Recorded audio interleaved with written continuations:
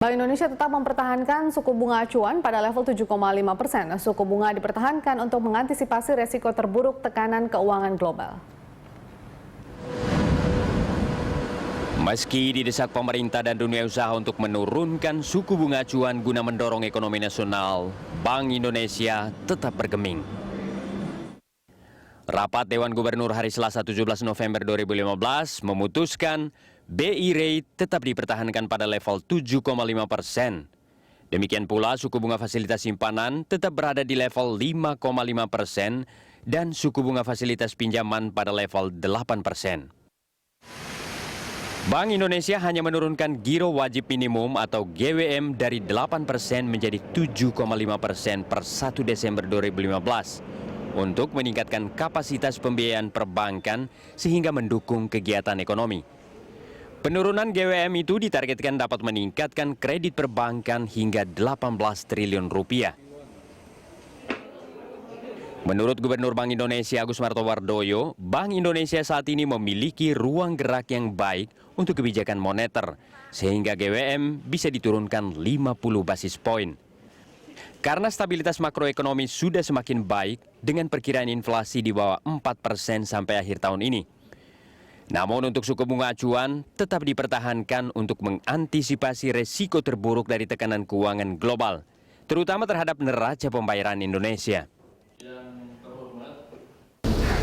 Terkait dengan BI rate yang kami tetapkan untuk sama di 7,5%, ini adalah tentu keputusan Bank Indonesia menghadapi perkembangan kondisi khususnya kondisi ekonomi dunia, tekanan daripada keuangan global dan kemungkinan risiko terburuknya.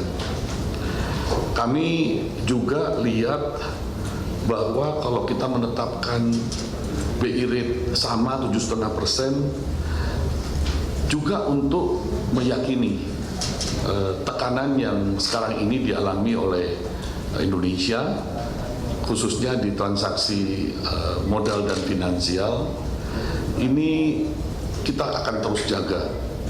Dan kita meyakini kondisi di Oktober sampai dengan November ini, ketika kita melihat aliran dana yang tetap masuk ke Indonesia, menunjukkan kondisi bahwa di BI rate 7,5% kami meyakini akan bisa menghadapi kondisi khususnya menghadapi akhir tahun ini dengan baik.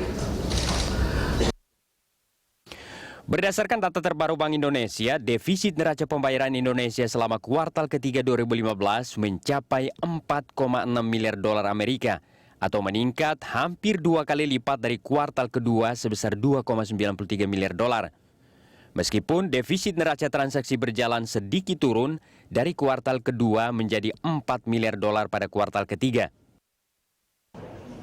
Defisit neraca pembayaran meningkat karena surplus neraca modal dan finansial pada kuartal ketiga turun hampir separuh dari kuartal kedua menjadi 1,2 miliar dolar.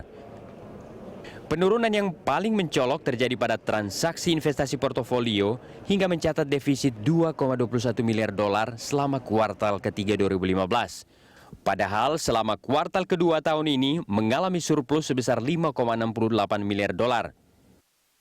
Defisit investasi portofolio terutama disebabkan oleh aksi jual asing atas surat berharga negara dan saham domestik, hingga mencatat penjualan bersih sebesar 16,94 triliun selama kuartal ketiga. Tim Liputan Berita 1, Jakarta.